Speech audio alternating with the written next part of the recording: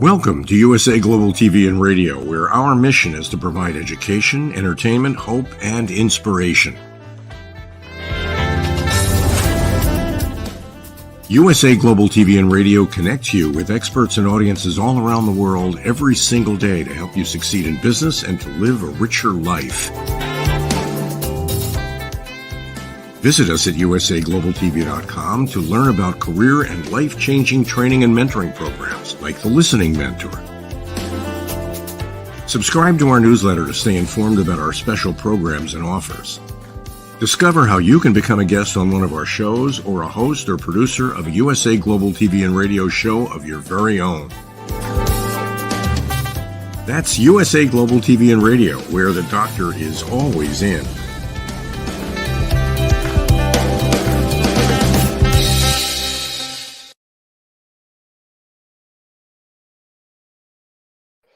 Good morning, good afternoon, good evening, and welcome home to USA Global TV and Radio. I'm Dr. Jacalyn Kerbeck, and our show today is the power of etiquette and manners. Our topic is learning how to master the rules of modern etiquette. Joining me is the star of our show, Mr. Philip SYKES, the principal and founder of the British School of Excellence. Let's welcome him to the program. Hello. Good day. Hello, Dr. Jacalyn. How are you today? It's Friday, so Friday, there we go. I'm doing very well. So I know you've been traveling. How have things been going for you? Really well, thank you. I went to go and visit my 81-year-old mum, who, as you know, was recently widowed last year. So it was wonderful to see her, along with my son and my wife and her 82-year-old dad. And it just, you know what it's like, Dr. Jacalyn, dealing with older people. It's not straightforward, so a lot of patience is required and a lot of sort of, just taking a lot of understanding on board. I agree with you. I'm thinking of taking yoga back up again, so it's always good to get more patient with ourselves and with others, and that's part of etiquette and manners as well. So for people who are joining us for the first time, they're thinking, what is this show all about? Philip, what would you share with them? What is it about? It's about learning to shift your mindset into incorporating the power of etiquette and manners in your emotional intelligence, and really understanding that every single one of us have a choice on how we choose to show up. And that is really the vision and focus of what was formerly known as the British School of Etiquette. And as of the last 2 years, it's been renamed to the British School of Excellence. The bedrock of the organization has always been etiquette, manners, emotional intelligence. How do we present ourselves? How are we showing up? And if people out there think etiquette and manners is for posh people, you couldn't be further from the truth, because etiquette and manners is for everybody out there. And it's never just been for posh people, that's for sure. Everything is about how do we engage with one another, how do we respect one another, how do we take care of one another, how do we help one another, are we being kind, are we making an effort to make a difference in this world? Absolutely. Thank you so much. And I'd love for us to just speak a little bit more about what we were talking about initially. Sometimes we get triggered by other people and we lose our cool. And of course, we're not acting in a heart-centric way, maybe for a few seconds, a few minutes, a few hours. What recommendations do you have for all of us about how we can recover when we kind of get triggered by someone? I love that question, Dr. Jacalyn. And it's a question that brings a very sort of a smile to my face for various reasons. And whether we like it or not, the brain, as in our beautiful minds, and our tongue do not work well together. We often think something, boom, and you spit it out, and you go afterwards, oh, I shouldn't have said that, or I'm sorry, or hopefully we can learn to say sorry, but it often happens. And this is where one of the things that we've really focused on, and I mentioned earlier on in the introduction, is that etiquette, manners, and emotional intelligence, they very much fall into the same sphere. And this is something that no matter what age we are, we can incorporate what we have always utilized as a 6-second rule. Forget counting to 10, maybe as our parents said, count to 10 and take a breather. It could just be 6-7 seconds that we just pause for a moment, and then we can engage. Now, do we get this right all the time? Absolutely not. And that's where I go back to learning to apologize, especially when you know you're in the wrong, or you've overshot the mark, or you've said something that you actually didn't really want to say or mean to say, or you've said it anyway, and then you've realized, oh, that was really untoward or uncalled for. And this all triggers from allowing our mood to dictate our manners. So many times we allow our mood to dictate our manners, and anyone engaging on this amazing show that Dr. Jacalyn puts together, it really does take a lot of thought to slow down and be present and to really engage in the moment rather than be running around like a busy fool or with too much on our plates. And the 6-second rule can just give you those few precious seconds of making a complete boo-boo or saving the day. Absolutely. I agree with you on that. And I know that we've discussed this before, but I think it warrants a further discussion is when we do apologize, here's an example. Philip, I'm really sorry. Or Philip, I'm really sorry. I got tied up. Something happened. I was on the phone. I didn't realize that I was supposed to speak to you, blah, blah, blah. Is the second approach a good one, or is the first one maybe more effective? Look, we could put a lot of excuses in an apology. Sorry, Dr. Jacalyn, but you did cause the friction first. That is not an apology. That is really actually taking yourself backwards about 10 steps. Just apologize and say, I was in the wrong there. Under the circumstances, I put my foot in my mouth and I apologize. That is the best way to do it. And you really need to be sincere about it. Sincerity or being authentic is absolutely fundamental in any situation. I love that you just shared that. I think sometimes when we do apologize, it can become passive aggressive also. You're saying you're sorry, but then you're putting it back on the other person. And then you're going round and round, and it's really not an apology. No, it's definitely not an apology. You're actually making an excuse for the way you behaved, really, at the end of the day. And it's that double-edged sword. And then the other person doesn't feel like they've been apologized to, and you're back at, actually, I think you're not even back at square one. As I said earlier, you've taken a few steps back. And I think when we are talking about the power of etiquette and manners, the power of listening is extremely important. And we've discussed how if our politicians, if people in leadership were actually listening to what their audience was saying to the people who are looking up to them, it might be a very different world. Oh, completely, 100%. And as you know, Dr. Jacalyn, you very kindly produced the show for us this last Wednesday on our Live, Learn, Teach, Inspire with Dr. Justina Mutale, an amazing past delegate trainer student who is a huge ambassador on a global platform, a global level. And she really brought this home on Wednesday evening. It was Wednesday evening UK time, about how important it is that we do take these sort of things on board, and that the onus really falls on our shoulders to really listen and to understand the importance of what people are sharing with us, and then to take that on board and to give it some thought, give it some time, and then implement it.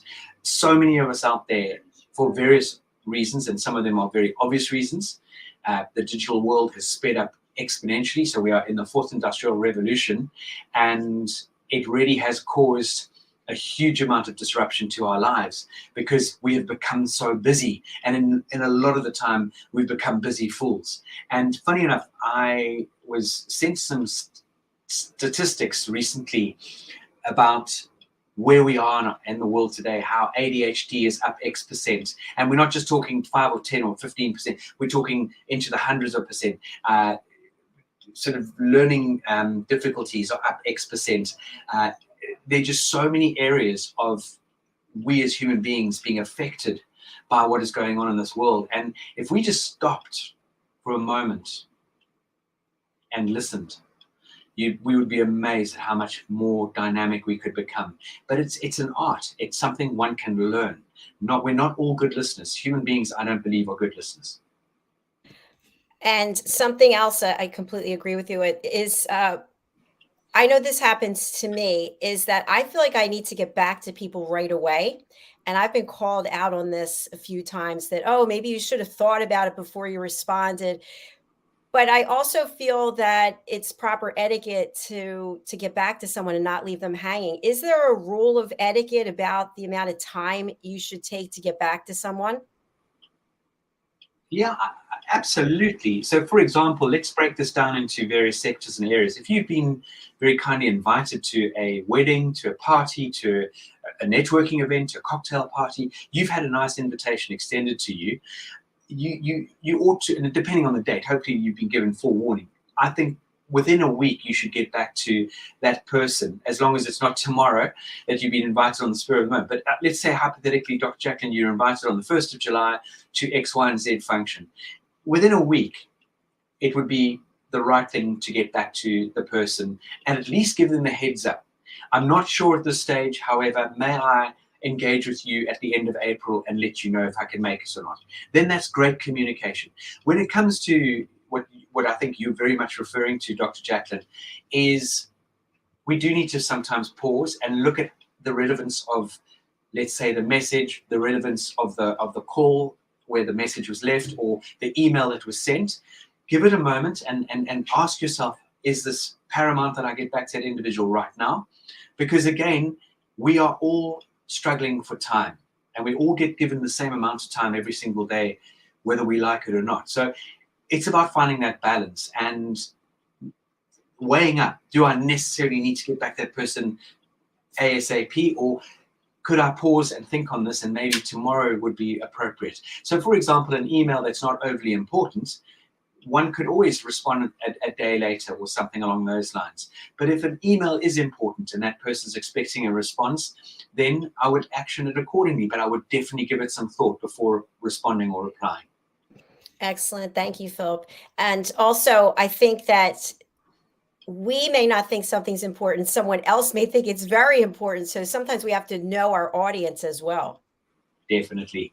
That's without a doubt. And again, we this WhatsApp, oh, they've read it, 2 ticks. Why is Dr. Jacalyn not getting back to me? She's read it, and you're pacing up and down.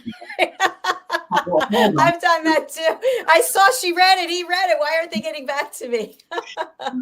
But again, I think that the right sort of scenario on etiquette manners when it comes to messaging is it appropriate? So for example, let's say, Dr. Jacalyn, you sent me a message at midday UK time today, and I've had a busy sort of day, and I'm running around and I'm going to bed at, let's say, 10 a.m. UK time, I think, or let's say not 10 a.m. The following morning I wake up at 6 a.m. in the morning or 8 a.m. Wow, I didn't get back to Dr. Jacalyn yesterday. And I send you a message where you're 5 hours behind the UK.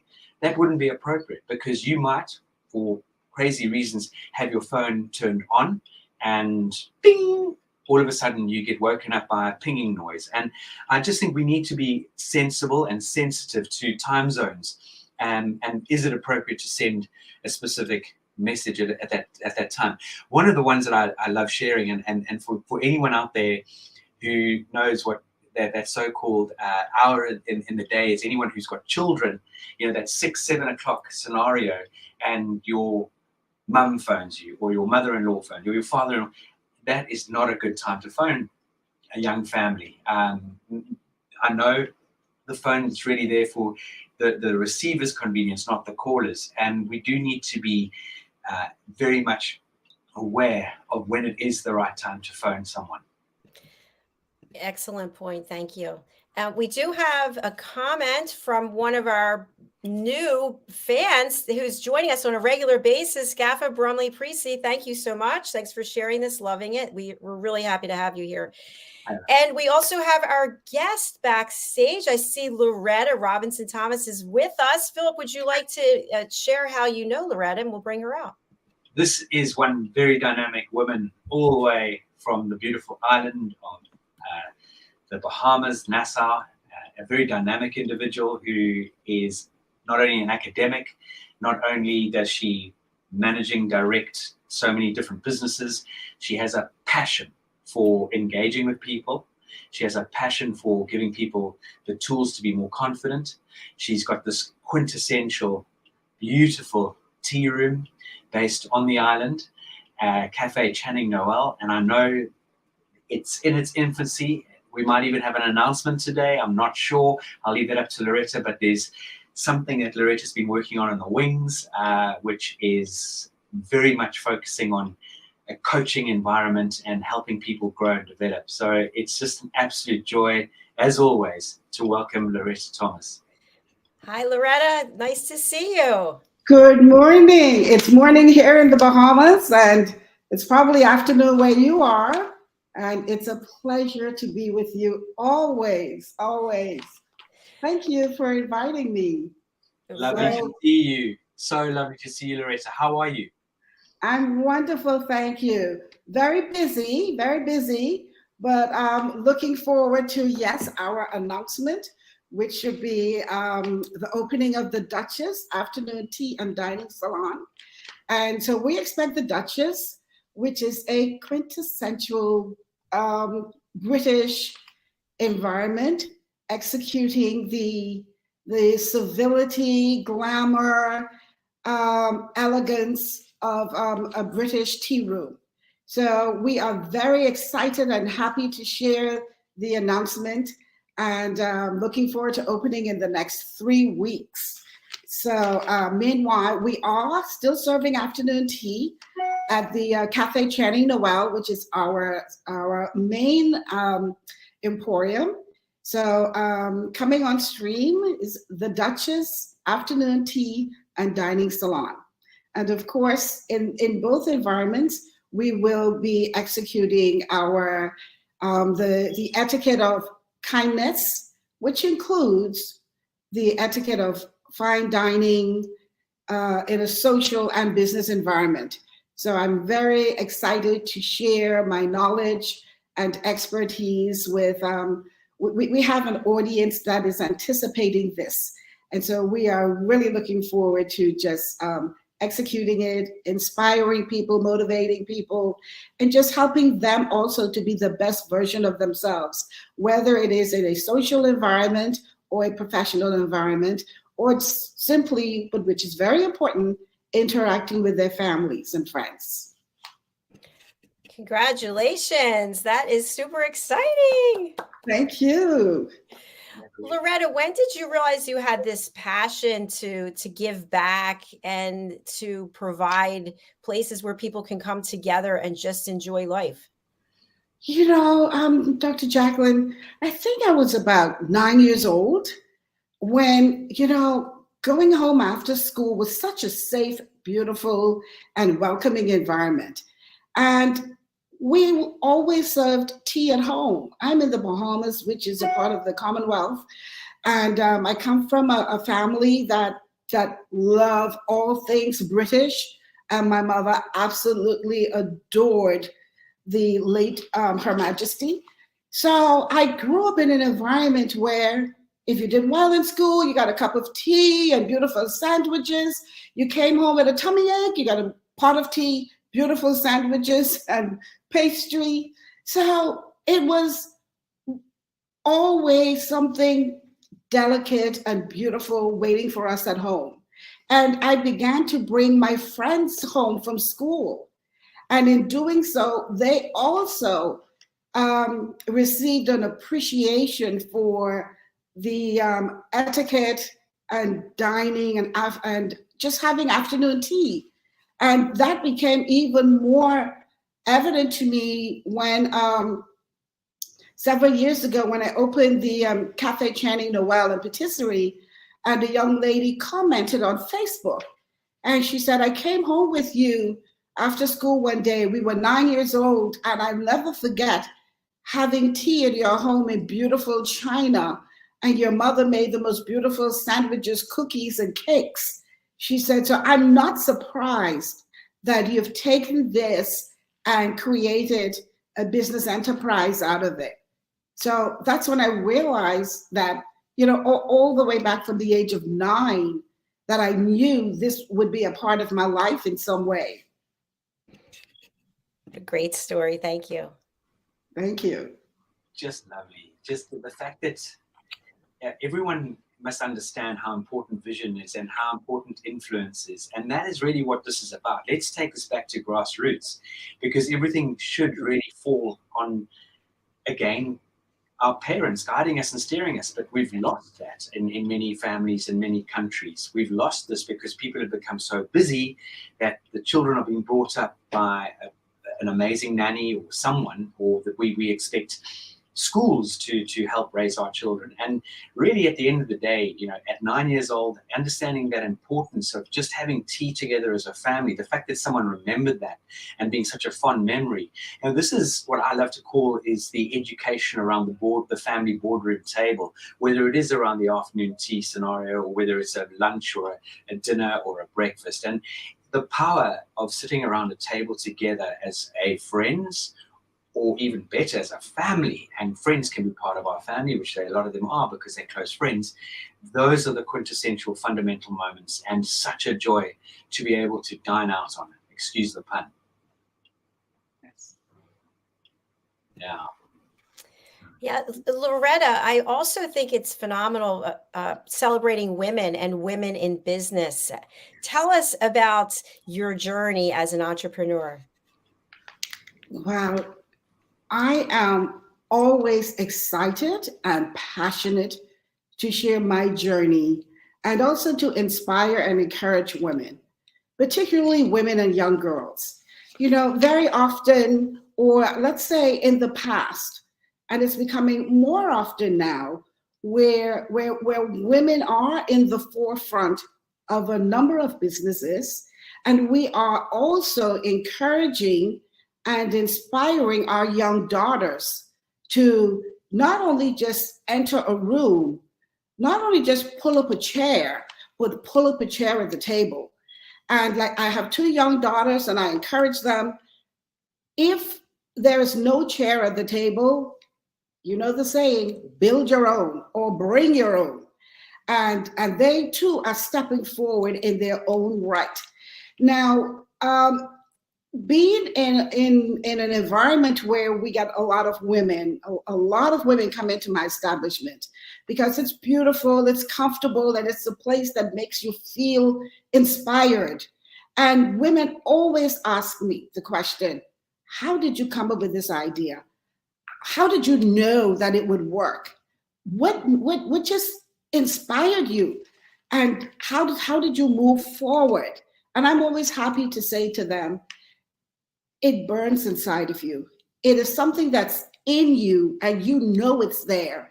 It's just bursting to come out, and you just need to hone in on it, focus on it. It's going to be the motivation. It's going to be the inspiration. Put in the work, do your research. It's going to continue to inspire you. The more you read upon it, the more you research it, the more you think about it, you're going to dream it, you're going to think of it, you're going to live it.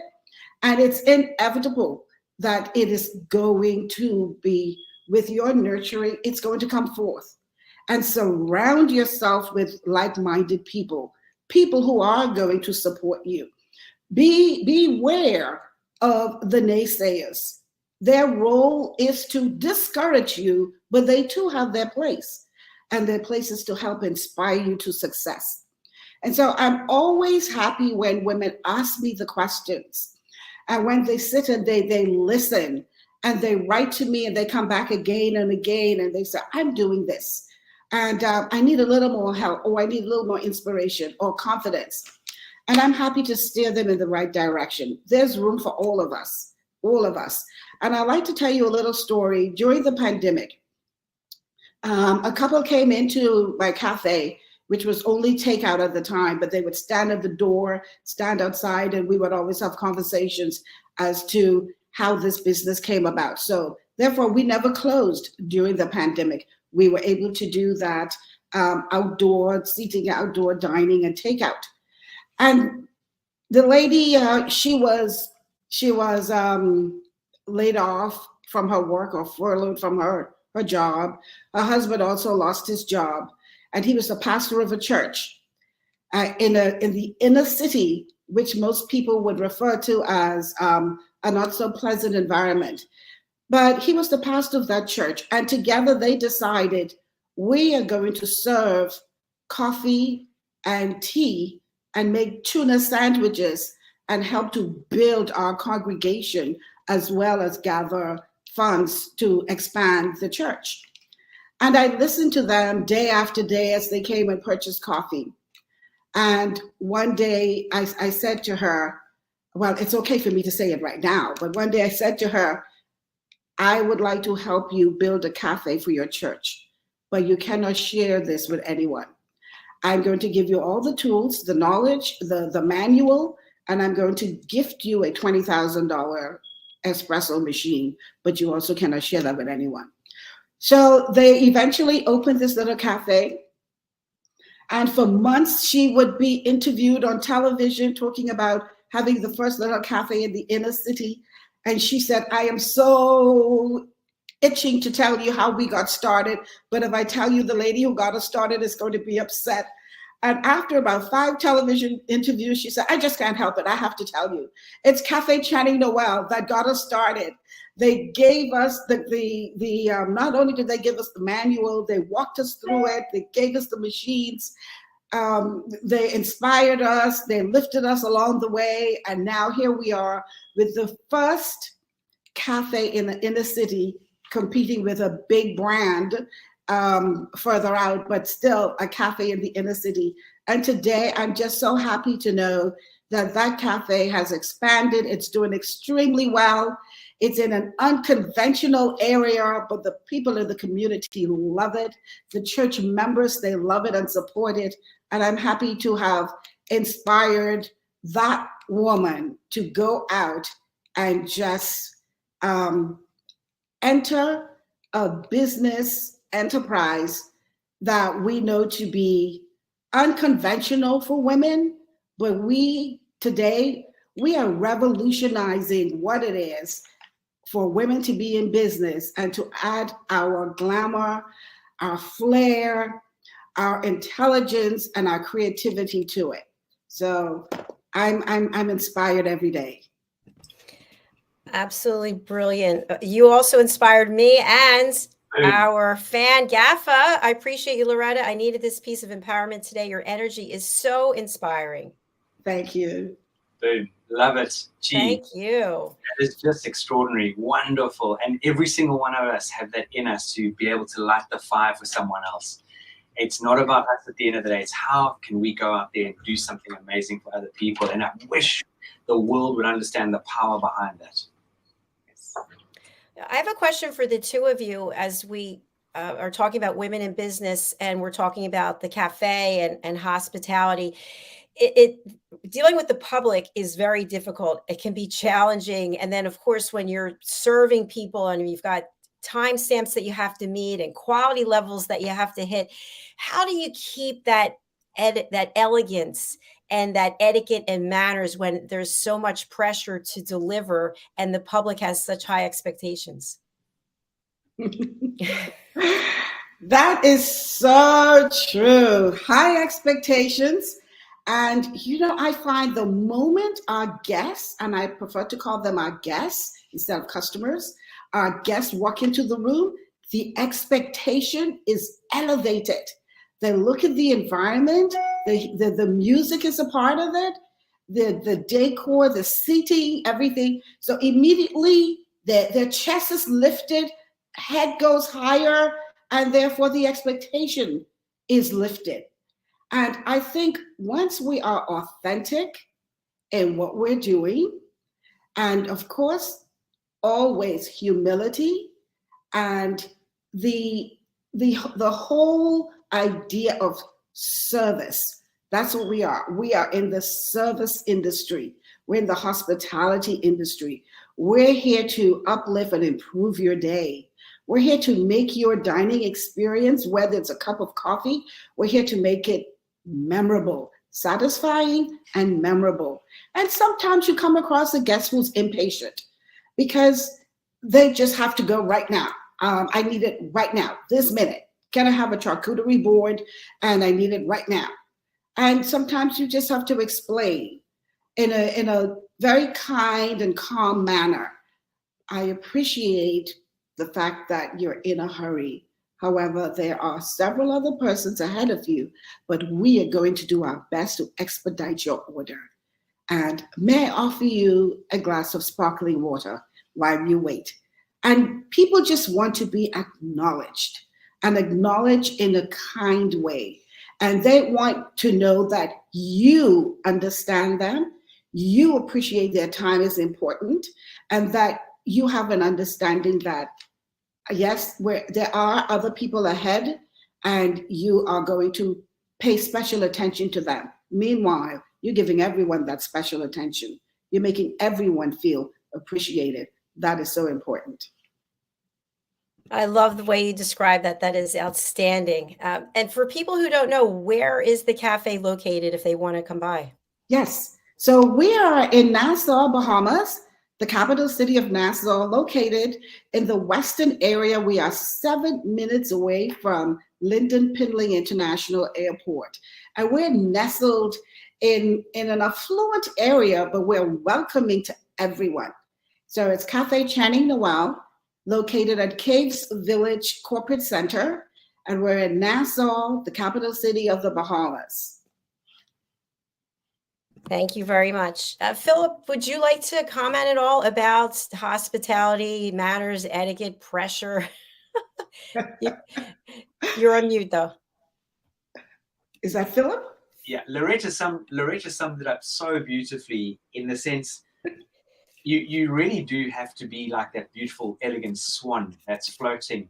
Yes. Be it on a lake, be it on a river. And those little legs might be absolutely going completely bonkers underneath your persona, but you've got to somehow maintain a really, really dynamic mindset. Yes. You've got to find some mindset resets, because even if it's going into the back storeroom and doing a power pose, taking a deep breath, and going out there with your new sort of zone and acting abilities and skills, it's about doing an amazing performance. And it's every single person is your guest. Every single person is an individual. Every single person needs to be treated the way they would like to be treated, not the way you want to treat them, the way they would like to be treated. In other words, just listening to Loretta's elegant language skills there. May I offer you a glass of sparkling water while we get on top of things? Or may I suggest A, B, C? Or may I offer you whatever those things are that we bring into play? Think about elegant language. So, for example, and Loretta and I chuckle at this, someone says, may I have a beautiful custard tart? No problem at all. Sure. Well, it wasn't a problem in the first place. So we really got to think about the words we are using. That would be an absolute joy. I tell you, that cream caramel tart is just decadent. It's going to melt in your mouth. I'll get it right away for you and move toward and have action. So everything in any industry, it's not just in beautiful Cafe Channing Noel or any of these gorgeous eateries or coffee shops or restaurants or hotels. It's in every business. We've really got to think about the elegance and how we serve and how we really engage and how do we make people feel. Absolutely. Absolutely. Something I'd just like to add to that, I worked in retail for a number of years on the side, and I also would like to encourage the people who are our guests, whom we are serving, to treat the other party with respect also. I think that is so important, because when you are serving the public, typically you're on your feet, which is challenging enough. You're running around, you're smiling, you're being as pleasant and optimistic as you can from one guest to another. And it does take a toll. So I think we should just show respect regardless of which side of the table we're on, so to speak. Absolutely correct. Absolutely correct. Yes. I agree with you.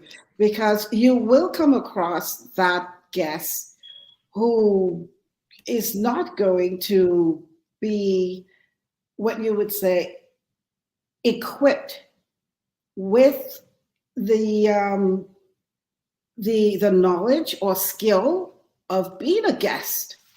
And sometimes they are abrupt, and sometimes they are what we would call rude. And we just have to temper that for them. But they too have a responsibility to be kind and to be courteous. I know of a guest who threw the money. Okay, he was paying for a coffee. He had to wait. He did not like the fact that there were probably 5 persons ahead of him. So after his coffee was served to him, and it was a takeout order, he took the money and he threw it at the cashier. I mean, that was just so inappropriate, rude, and there's absolutely no excuse for that. So yes, your guests also have a responsibility to be courteous and to be kind and to remember they're not the only guests. You walk into establishment and there are others who have been waiting as well. So we have to be patient, be centered, be kind. Thank you so much for sharing that, Loretta. And as a follow-up to that, when we think about service, okay, whether it's here on a television platform, in a school, in a cafe, everything doesn't go right all the time. Sometimes things go awry, they're out of our control. What should a guest do if they are not satisfied with their service? You just gave an example. When the check comes, when the bill comes, sometimes people will not leave a tip. And now the server gets punished for that. What are your thoughts? What can you share with our audience? And that does happen infrequently, thankfully. And we always thank the guests, and we use that opportunity to reflect.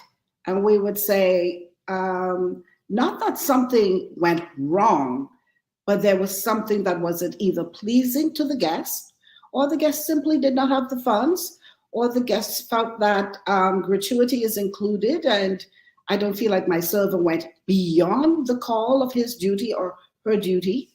And there are times when it has absolutely nothing to do with the service. But if it does, and I would say, was everything to your liking? And how can we make your day better?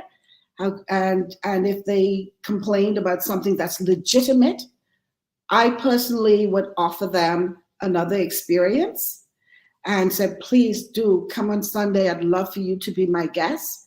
And I would have them actually sit with me and have a meal with me.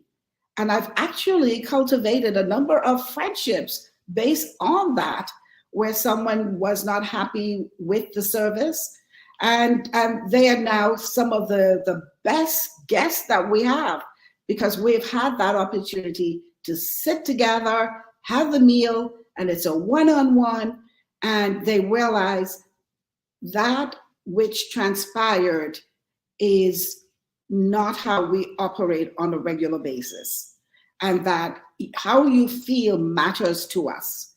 And we've been able to turn that around just by doing that. Loretta, I love your word choice. I love how you described it as an experience. I love how you turned it around and made it welcoming for someone to actually get to know you and have another opportunity. That is a very smart business person right there. Hugely smart. And it is, again, as people who are brave enough to go into any business on their own, anyone, it's not an easy thing to do. It takes courage. It takes a huge amount of commitment in everything, sacrifices. And there's always that wonderful example of the iceberg that is floating in the ocean. And someone sees the tip of the iceberg and they see Cafe Channing Noel and they see, various bits and pieces going around the island that the Thomas family have incorporated.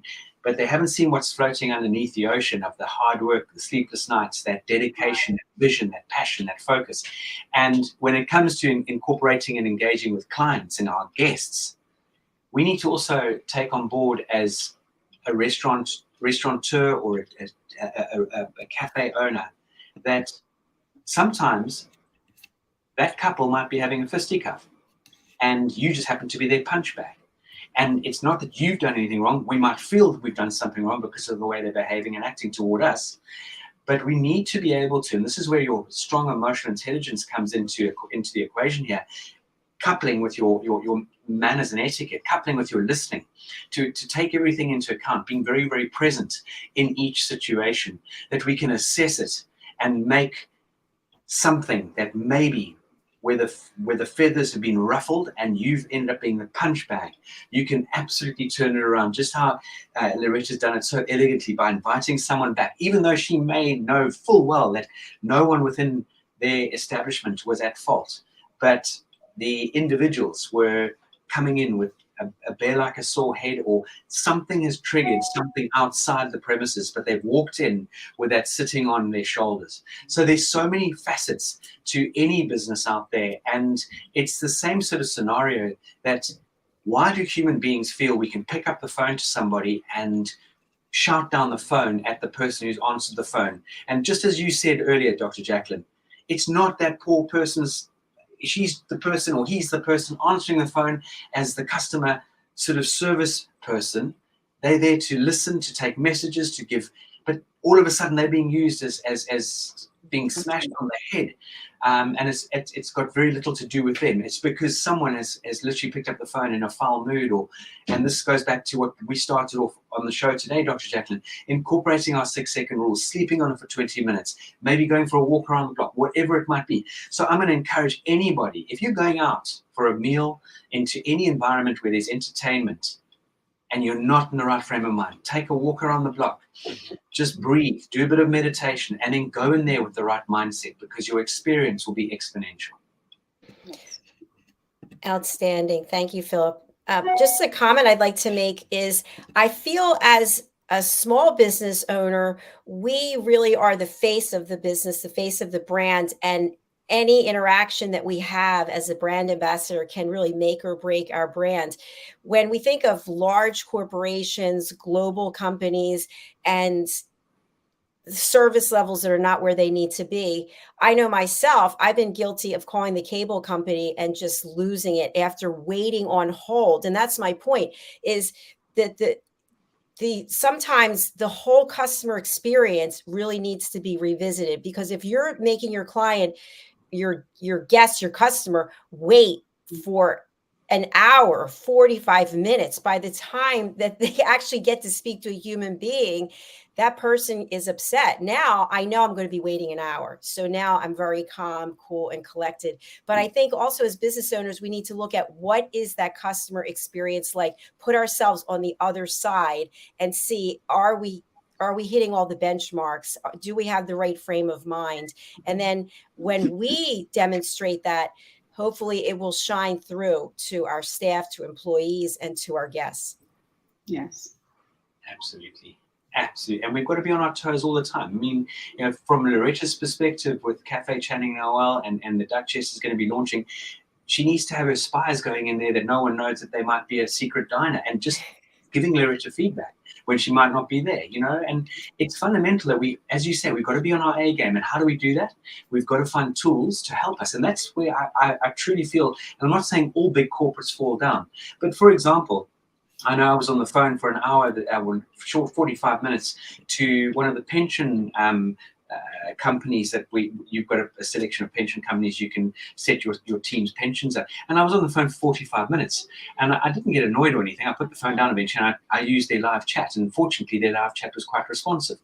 But at the end of the day, it's these big organizations that really need to step up to the mark, because what we tend to find with these big organizations, they're dining out on the fact that they've got the monopoly, the fact that they've got the customer base, and if we lose a few, who cares sort of scenario. And this goes back to what we were talking about on Wednesday about running countries. Running a business, running a country, they're not, they're obviously different moving parts, but at the end of the day, it's about people. And fascinating.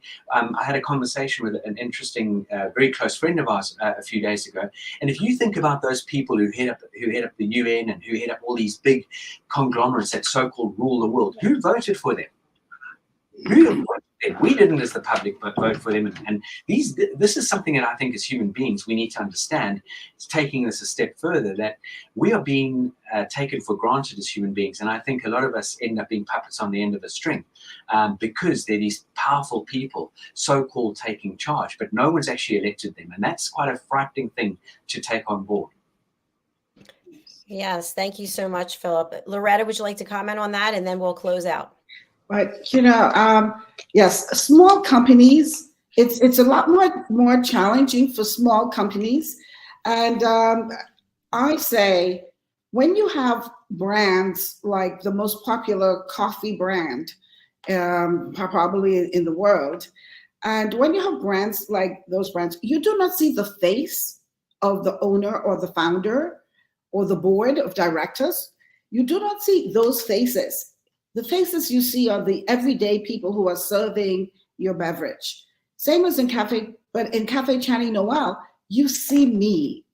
I am authentically my brand. When I walk in, people know who I am. And if they do not, they look around and inevitably they're going to meet me, and they would say something to the effect that I knew you had to be the owner. The moment you walked in, the place just lit up. I just knew you had to be the owner. But it's all about being authentically who your brand is, because you are your brand. You represent your brand. Your brand is you. And everything you do and say must reflect who you are, your mission, what you stand for, and everything about your establishment. So I put great effort into touching each table, because I want them to know I'm here and I'm here for you. I don't ever want to lose a client or a guest or a customer, but so far, even if we have had an unhappy customer or guest, they have come back and they've said, "You've made me feel so special. I'm so happy to come back and bring others with me." That is so important. Larger brands and larger companies, they're not concerned about losing 10 clients, because they know for every one they lose, they probably get 100 back.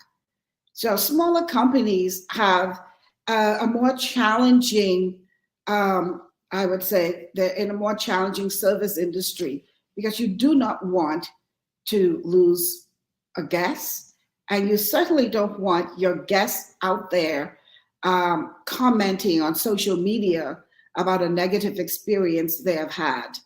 So therefore, it's so important that we address any unhappy or unpleasant situation. We address it immediately, and we want to prevent that from going out there and permeating social media or any media, or just sharing unpleasantness. So it's important for us to mitigate those circumstances. And for smaller establishments, it's extremely important that we just get on it right away, address it right away, and turn that situation around. And so far, we've been pretty successful with that. Wonderful. Thank you so much, Loretta. I sense some other topics that we can definitely discuss with you. We'd love to have you back, and we wish you all the success in the world. We have your contact information here for Instagram and also for Facebook, Yes. Cafe Channing Noel. So thank you again. Anything else you'd like to have people know in order to reach you? Well, the Duchess. Watch out for the Duchess. The Duchess Afternoon Tea and Dining Salon. In 3 weeks, we're going to be open, and persons who would like to make a reservation to join us for afternoon tea, and especially with the celebrations coming up with the coronation of of course, King Charles, we are going to have a celebration, a coronation afternoon tea. So persons who would like to join us, I say, watch out for our social media page on Facebook and Instagram. We will certainly be making those announcements as to how you can join us, make a reservation, and join us in person. And also, we plan to record some of our events, and which will be on our social media platform as well. Excellent. Do come back and share with us after the opening. We'd love to have you. Thank you. Thank My you. pleasure. Thank you. And Philip, what's the best way for people to reach out to you and to sign up for some courses now? I know you have a special event coming up in June. Yeah, there are lots of things coming up over the next few months and few weeks. We have got a train-the-trainer taking place in May. We've got our amazing, wonderful London experience, which Loretta and her husband and some guests are joining us for. That's going to be outstanding. It's going to be a week of immersion into the English season and into some wonderful, gorgeous, just scrumptious elegance and just things that the UK has to offer. So anyone wanting to reach out to us, please email us at hello@thebritishschoolofexcellence.com. Look at our website, which is thebritishschoolofexcellence.com, and engage with us. We would love to have a conversation with you at any point in time. We are fastidious about being excellent and being better than we were yesterday. And again, sending everyone the best weekend ahead, and we look forward to seeing you next week. Thank you so much. Thank you, Philip. Thank you, Loretta. And thank you, everyone watching, whether it's live or on the replay, or if you're listening. We really do value you. If you'd like to be a guest on any of our shows, please go to our website, usaglobaltv.com/book your session. Happy Friday. Happy Saturday, wherever you are in the world. Bye for now. Thank you so much. Thanks, Larissa. Thank you, Dr. Thank you. My Bye. pleasure. Have a great weekend. You too. Bye.